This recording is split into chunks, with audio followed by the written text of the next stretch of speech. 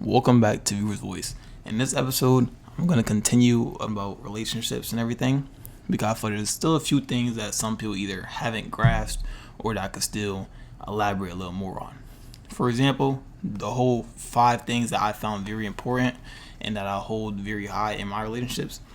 Something to remember about those 5 things is that if you don't have one or you start to lose one and it breaks, the whole tower comes down. Every one of those things plays a huge part in the overall structure and build of the relationship. Meaning, if you don't have one of those things, the relationship will never complete. Or if you take away one of those things, everything else is just going to collapse and fall down right behind it. For example, I said love, trust, communication, honesty, and boundaries. Let's say you cross boundaries. You do anything to mess with them, you start to lose your partner's trust. Without trust, you lack more clear conversation and communication. Without being able to trust each other, you lack the honesty to be able to either tell each other things or believe that your partner is being honest with you. And then sooner or later, you might potentially fall out of love. Now, that last part is a little shaky because personally, I don't believe falling out of love is essentially a thing, because if love fails, it probably wasn't love in the first place. But even then, to each their own. But the overall idea is to understand that, yes, without one, you lose the other. And that you simply cannot build with those other things. And like I said, it's strictly personalized to you. Maybe you have a completely different top 5 things that stand out to you in your relationship. And that's perfectly fine. It's just a matter of the values and the things that we hold highest for us. And what our partner holds highest as well. And then just make those things work. Put them together. Build toward what you guys want together, because that's also very important. Can't be putting yourself first all the time, and your partner can't be putting themselves first all the time, because at that point, what's the point of really being together if you can't focus on each other at the same time? It's important to, yes, worry about yourself and do the things that you need to do within your life, but it's also very much important to make sure that your partner feel like they're a priority and understand the importance that they hold in your life just as much. Same way you hold yourself above person A, B, C, all those kind of things, your partner should want to feel like they're held above those things as well. Make sure to feel like a top priority. They don't got to be the highest. They don't got to fall behind the highest one, but at least make sure they're in that top 3 range, top 5 max. And for any of the couples that have issues, whether those be the problems that pass from relationship to relationship, the problems that everyone goes through, it's also important that to understand and to note that every relationship is going to have its problems. Some more personalized to what you two have going on, but some things everyone just has to go through at some point. Whether it's just a collision of 2 different lives and trying to find that unique balance to push through both of them. Whether it's feeling like the other person is cheating, lack of trust, those kind of things, or maybe it's just things that only you two will truly understand and be able to grasp the concept of. But if that's the case, make sure that since only you two understand it, that only you two are going to work towards that. It's important to kind of keep most people out of a relationship, because bad advice, people wanting to just do what their selfish actions really want to do, right? And what I mean by that is you may have a different idea and opinion for how you would get through this situation. The friend that you go to ask for advice may have a completely different one. Your solution to this problem is communicate. Your friend's solution may just be don't say anything at all. Wait till they say something. And that's not always the great idea. Like I said, even if you're not in the wrong, everyone still has to be accountable for their actions. And try not to speak to your partner just because you have a grudge against them in the current moment. You're a little frustrated with them. That's not great, because that could just lead to y'all never talking about it and just kind of going on with y'all day and with the rest of y'all relationship, knowing that the problem is still lingering there because neither of you guys want to address it. So it's important to just limit the people that get to look into your relationship, because only you guys should be worried about what's behind those closed doors. And with those problems, like I said, it's you and your partner against them. Don't feel like it's you versus your partner or anything, because it's important that both you and your partner get through that. Some people believe that, if you can't fix the problems themselves, just let them be, or find someone different altogether. And the truth is, that's not gonna solve anything. You letting them problems, quote unquote, just die out, or just like trying to wait them out, isn't gonna work. If you guys don't address them head on, no matter how hard that could be, it won't work out. Secondly, with the whole trying to go to a different partner in hopes of something better, that's not gonna work out either, because those same problems that you and your last partner just had could easily carry over into the current one. Or what if your new partner realizes and understands that you're not the kind of person to be a problem solver? You're not the kind of person to push through those hard times. Then what makes that new person want to be with you anymore? Knowing that you're sort of weak minded and you cannot push through things when they get hard. That's not a great trait to have. And I'm not saying just you have to push through the hardest scenarios, because some situations just aren't meant to work out the way you want them to work out. You might get through them, but not with the conclusion and with the things that you wanted in the very end. But it's important to try to get through them nonetheless. Because yes, if you are the kind of person to push things off or just don't address them when you realize that you won't get what you want, that will never lead you down anywhere successful in your life. When you back down just because it's not what you want, or because it doesn't go your way. That's not how anything in life is gonna work. If you just think everything, like I said, if you think everything's gonna be handed to you, or it's just gonna magically work in your favor, no.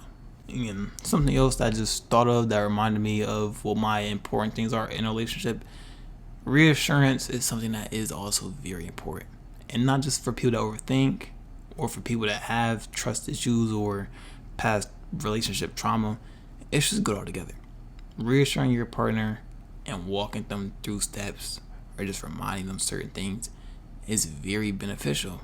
It shows just how much you care, and it allows them to also break down the way you think, so that their mind isn't doing all the breaking down and just coming up with random solutions. Because that's what most overthinkers will do.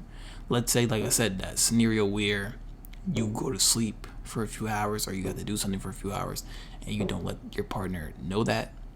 Then let's say their mind's just gonna run wild and they're gonna think of whatever. And now overthinking will just kind of try to piece certain pieces together. Some pieces may just come out of nowhere, because overthinking will do that. It'll fill in the blanks with whatever thoughts are just left lingering in their head, right? You, as the person that understands what it is you're doing and having the power to reassure your partner, you would want to do that. You'd want to remind them of the things that they're probably curious about, and tell them the things that their mind is just making up answers for. Because, like I said, it'll show how much you truly care. It'll make them feel better, and you would probably want that same amount of reassurance when you are probably overthinking, or feeling some bit of worry. Right? It's very important and it's very beneficial. It may not be the top 5, but it's something that is very crucial in relationships. You don't want to make your partner feel crazy for overthinking, or feel annoying if they do overthink, because that's just going to make them not want to be as honest with you. That's not going to want to make them feel comfortable with you and tell you certain things. And you wouldn't want that.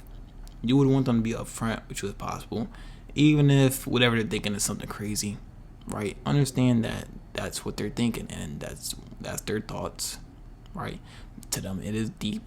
Don't say it's not that deep. Even if they break into a whole full explanation of what they thought you were doing, even though none of those thoughts actually correlated to what you were actually doing, don't make them feel like they're crazy or any of these things. Just help them, walk them through it, and then y'all be good in the very end. It is also very important to note that being petty, or kind of like being against yourself, won't do you any favors either. And I'm going to explain that, because obviously that just doesn't make sense, just up being set up front like that. And what I mean by that is, let's say you and your partner break up, right? And when you and your partner break up, they just did a bunch of things that just went against who you thought they were. Whether they broke a bunch of promises, whether the way you guys broke up was just so foul, to where you just kind of like sat there surprised as to like, how do we even get to this current point in time, right? And you don't want to do anything that's just petty. You don't want to just like start to lash out at them if you guys do happen to break up, and just say some things that maybe you were thinking during the whole relationship, or just something that just came to your mind to like make them feel what you're feeling. These things aren't great. because that just goes back against your character just as much as they may have one against theirs, and you don't want to do that. You don't want to allow their actions to corrupt you and corrupt your future actions. And for the future actions, I mean by like, let's say entering your relationship, you were just so lovey-dovey, you were so happy, you were so all over the person, maybe even a little bit naive, delusional, whatever, right?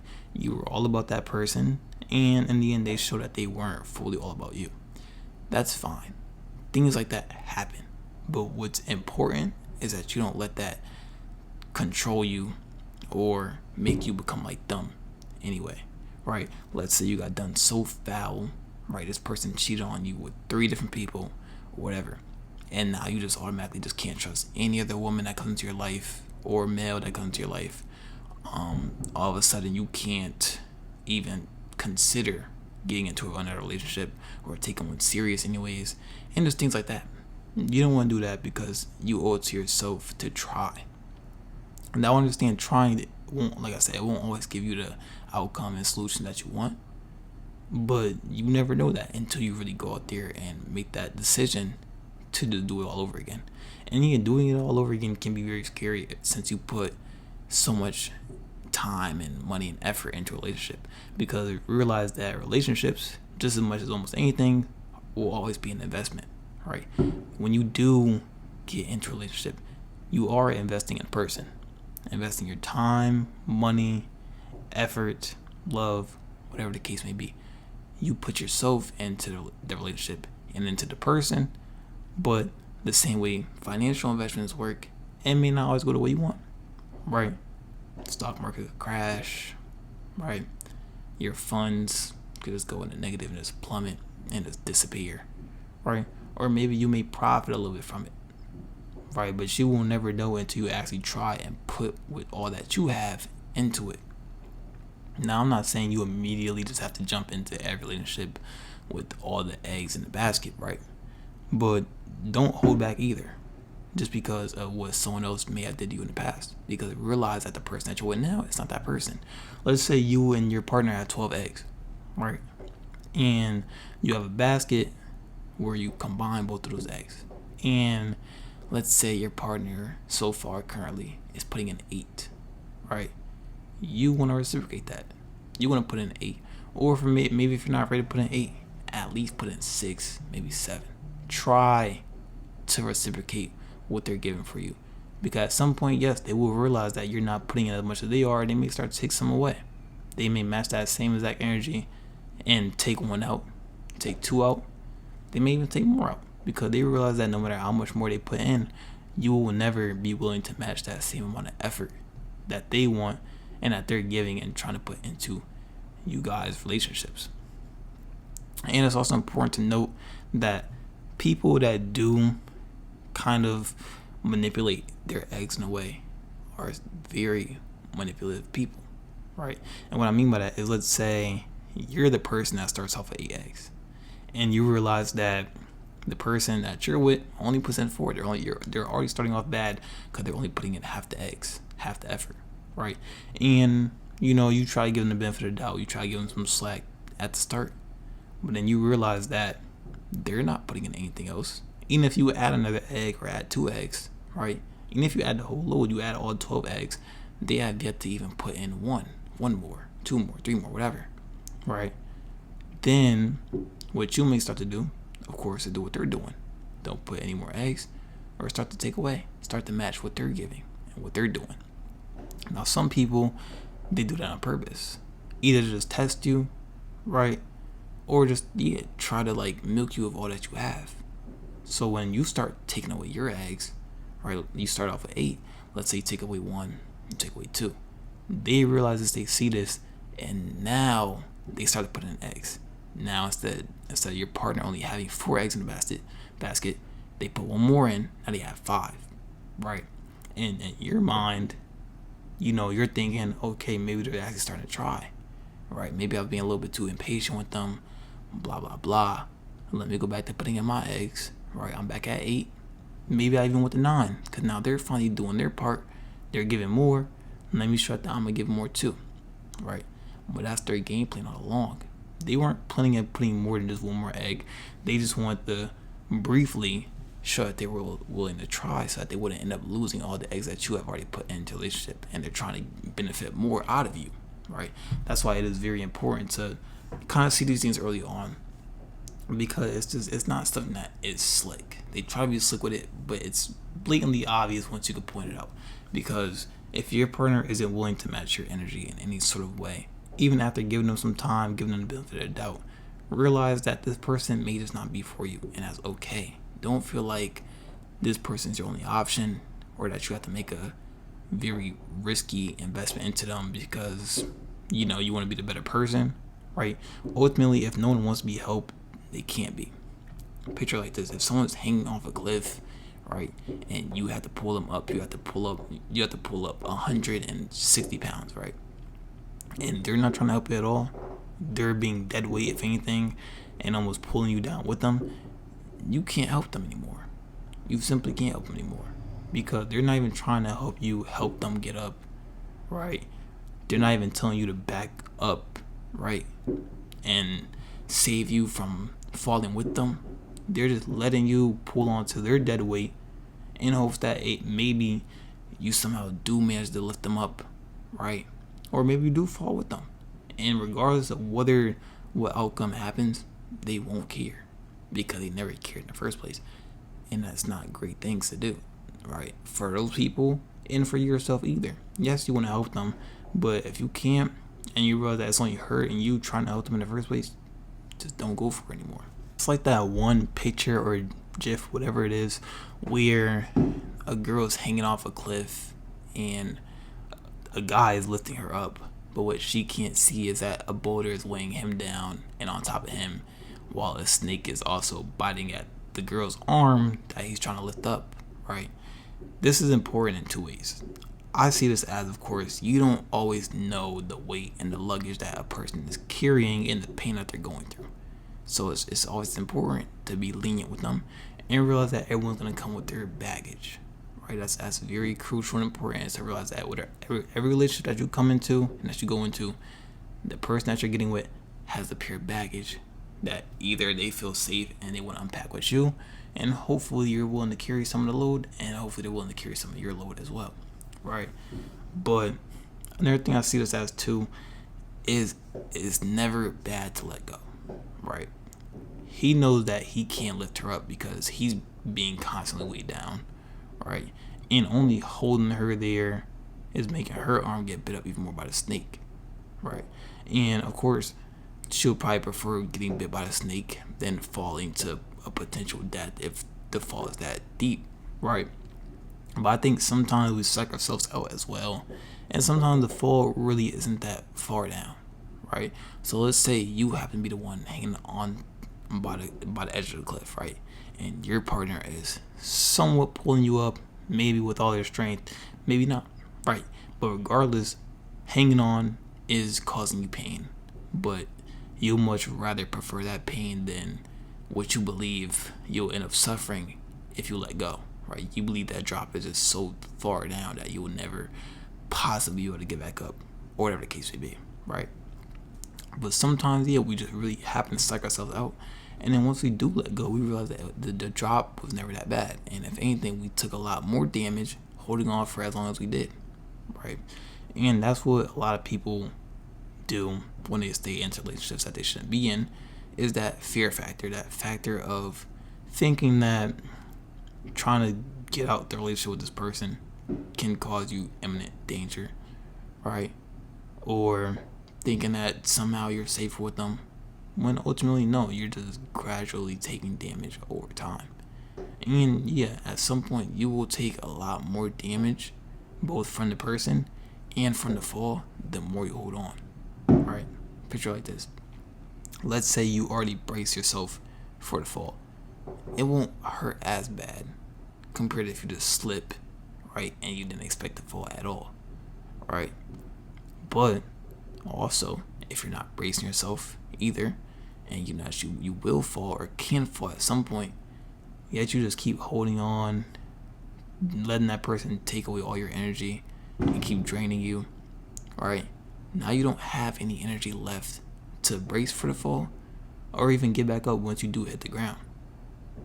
and thinking that the person was going to be saving you or would be able to lift you back up in the future could be naive. But like I said, some people are just really scared to let go, picture a future without the person that they're with currently, but realize that where we are now took a lot of sacrifice. Everywhere you end up will take sacrifice, and it will take a loss. But what's important at the end of the day is the game, right? You can't sit there and just dwell on everything that you lost or that you could lose, but rather cherish it for what it is and when it's there with you, and realize that things will only get better in the future so long as you're allowing it to get better. Because the more you just try to hold on to what's here now, the more it will be unexpected for what's to come, right? Or be unwilling to accept it, even if it is better for you. You don't want to accept it because it's not what you have currently, and you fear that you might lose what you do have currently, and you believe that's the worst loss that you'll ever sustain. But that's all I want to say for this video. I just wanted to kind of like add more of my 2 cents to the whole relationship thing. But I'll see you guys next video. Thank you for listening.